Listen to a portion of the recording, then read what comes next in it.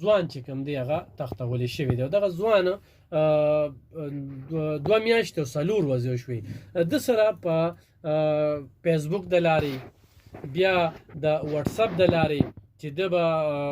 مزدوري کوله د یو جینۍ تعلق ورسره جوړ شو هغه جینۍ هغې به ورسره چې کوم دی نو خپلې رابطې کولې بیا یې په واتساپ ورسره ویډیو کال کو پلانکي هوټل کې ناست یم زه یتیمه یم زما دومره جایداد دی زما څوک نشته دی خو زه هم تا سره واده کوم هلک چې کوم دی په خپل چال باندې راوړو او د چال وروسته چې کوم دی نو دغه هلک مور ته وویې چې یاره مورې دلته کې خو راله څوک جینۍ نه راکوي غریبانان یو نو دا جینۍ چې کوم دی ته ما خپل کور ورڅه ښودلی دي نو دوه قسمه خبرې کېږي یو خو ورته دی لک وایي چې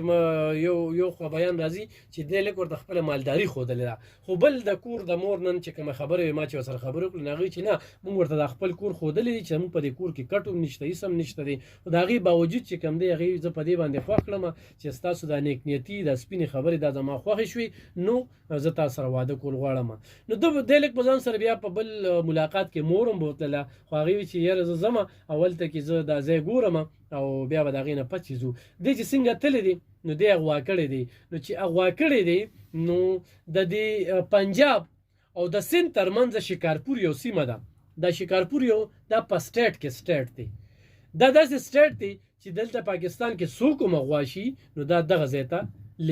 وړل کېږي ریاست چې کوم دی دې ته څه نه وایي دغه ځای ته څه نه وایي لکه مخکې چې به چا مرګ وکړو نو قبایلي ضلعو ته به لاړل داسې به خیبر جمرود وزیرستان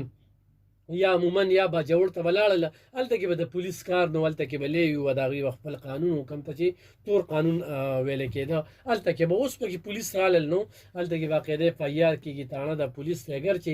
هغه پولیس ټرین نه دي هغه پولیس سره هغه وسایل نشته هغه خلک چې کوم دی د هغې نه زیات کړېږي قبایلو تر دې وخت کې ډېرې زیاتې ستونزې دي په انصاف کې په عدالتونو کې نو هغه بېله خبره ده هغه په هغې به بحث کوو خو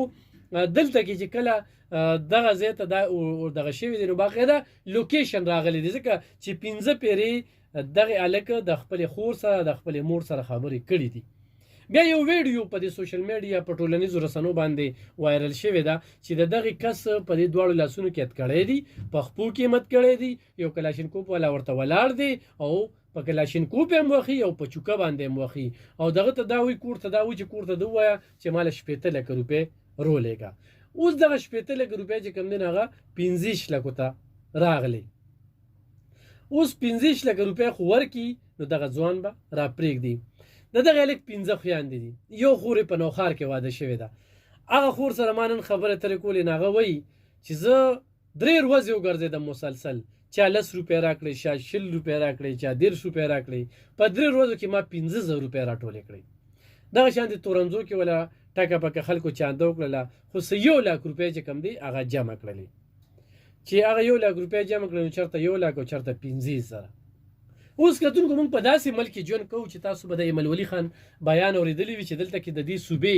وزیرانو نه بتې غوښتې شوي دي هغوی باقاعده بتې ورکړي دي هغې کې وزیر اعلی هم شامل دی هغې کې سپیکر اسد خیسر هم شامل دی هغې کې نور داسې چې کوم دی نو وزیران هغې نومونه اخیستې شوي دي بیا یو وفاقي وزیر د حکومت بله ورځ بیان ورکوي د پیپل پارټۍ چې هغه وایي چې یاره دلته کې بتې غوښتل کېږي او خپل حفاظت په خپله کوي دا ملک داسې ملک کې موږ ژوند کوو څه شو ریاست او څه شو هغې ادارې چې دلته کې یو بته غوښتل کېږي ورکوي به ښه بیا په وټساپ درته کال وکړي د هغې ورسره ساله نشته د هغې معلومات نه کېږي دلته پاکستان کې د افغانستان سیمونه استعمالیږي دلته کې داسې خلکه زه هغې خلکو ته بزدله وایم چې د هغوی نه پیسې وغواړي هغې به له په پټ مخ ورکړي مرګ یو پیره مرګ دی نن فضل محمد چې د دغه ځای نه اوچت شوی دی په هره خبره چې تللی دی زنانه خوښه شوه زنانه خوښه نه شوه زنانه سره به واده کوي خو د انسانیت تقاضا دا ده چې د ده باندې کم ظلم کېږي کم جبر کېږي کم تشدد کېږي یا ته کم ډیمانډ کېږي دا د ریاست ذمهواري ده او 2 میاشتې وشوې دا 2 هفتې وشوې 2 هفتې چې په دې باندې په سوشل میډیا باندې مسلسل بحث روان دی هغوی 15 لکه روپۍ غواړي خو نن دا 15 لکه روپۍ خلکو ته میلو شي نو هلک به راپرېږدي نو د حکومت هم بیا څه غریب نه دی چې دا خپلې بتې ورکوي زه د دې صوبې وزیر اعلی صاحب ته وایم چې د خپلې صوبې به ته ورکې دا ستا ذمواري ده. موږ په دې صوبه کې ژوند کوو. د دې 400 امپیګانو ته زه دا وایم چې دنیا تنخواګانې اخلي، مینېګانو ته دا وایم د دې ماشوم دپاره، دې ځوان دپاره د 15 لکه روپۍ تاسو ورکې. نور خاصم خیر خیریت دی.